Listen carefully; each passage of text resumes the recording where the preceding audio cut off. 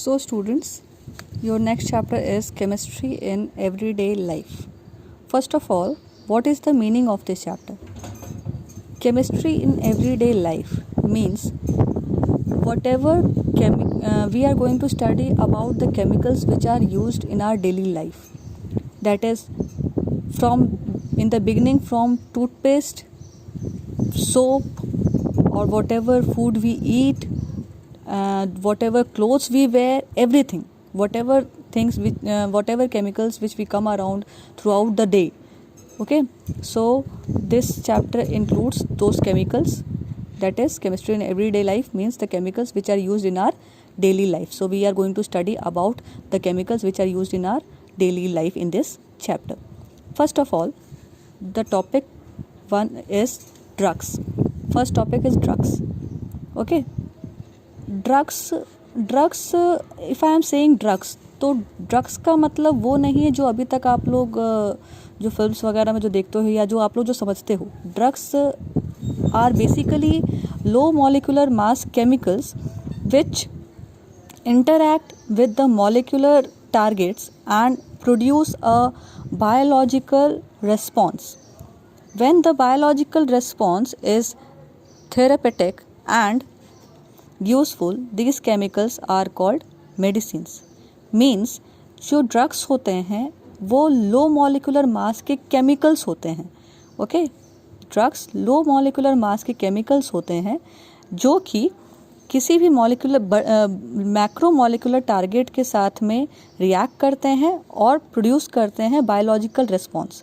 और अगर वो बायोलॉजिकल रिस्पॉन्स जो होता है वो थेरेपेटिक होता है, यानी कि मेडिसिनल होता है, मेडिकल होता है, तब हम उसको उस केमिकल का नाम हम लोग देते हैं मेडिसिन्स. ठीक है. So drugs are the low molecular mass chemicals which interact with the macro molecular targets and produce a biological response. Okay.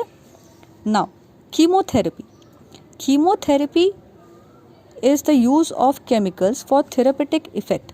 Okay, chemotherapy is the use of chemicals for the therapeutic effect. जो therapeutic effects होते हैं, यानी कि जो medical जो effects होते हैं उनके जो ट्रीटमेंट के लिए जो हम लोग जो केमिकल्स यूज़ करते हैं ट्रीटमेंट में किसी भी डिजीज़ के, उसको हम लोग कहते हैं chemotherapy. In this chapter we are going to study about the following topics: the chemicals used in medicines, chemicals in food, cleansing agents, and chemicals in cosmetics. Okay, these 4 topics are included in this chapter. First of all, we will study about the chemicals used in medicines. Your first chemical written here is antacids. Antacids means आप लोगों ने word सुना होगा acidity. आप लोग अक्सर जब भी कुछ ज़्यादा कुछ खा लेते हो या कुछ ऐसी वैसी कोई चीज़ खा लेते हो तो आप लोग कहते हो कि एसिडिटी हो गई है. ठीक है. तो एसिडिटी का मतलब ये होता है कि जो एसिड का जो मतलब जो हमारा जो पीएच जो होता है नॉर्मल, वो डिक्रीज़ हो जाता है, जिसकी वजह से क्या होता है, एसिडिटी हमारे स्टमक में बढ़ जाती है. ठीक है. तो एसिडिटी को न्यूट्रलाइज करने के लिए जो ड्रग्स यूज़ होते हैं उन्हीं को ही हम लोग कहते हैं एंटाएसिड्स. ओके. तो antacids are the drugs which reduce or neutralize the acidity. Okay, example baking soda, cimetidine, ranitidine, etc. Okay, आप लोगों ने डाइजीन का भी नाम सुना होगा. ठीक है. डाइजीन वगैरह आप लोगों ने सुने होंगे कि अक्सर एसिडिटी जब होती है ज़्यादा तो डाइजीन का यूज़ होता है. ठीक है. डाइजीन जो होता है आप लोगों ने सुना होगा कि टैबलेट के फॉर्म में भी आता है और प्लस लिक्विड के फॉर्म में भी आता है.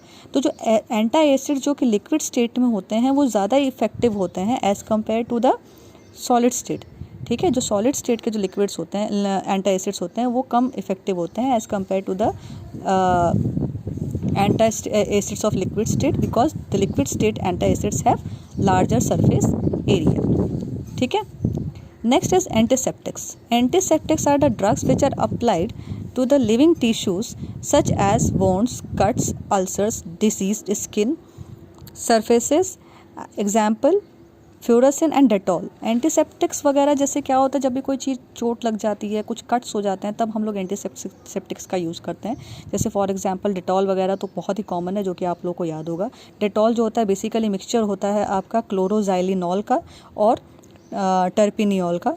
ठीक है. ये उसका स्ट्रक्चर है. ये है क्लोरोजाइलिनॉल और ये है आपका टर्पिलियोल। ठीक है, तो ये स्ट्रक्चर जो है इंपॉर्टेंट है, इसको आप लोग ज़रूर नोट कर लीजिएगा।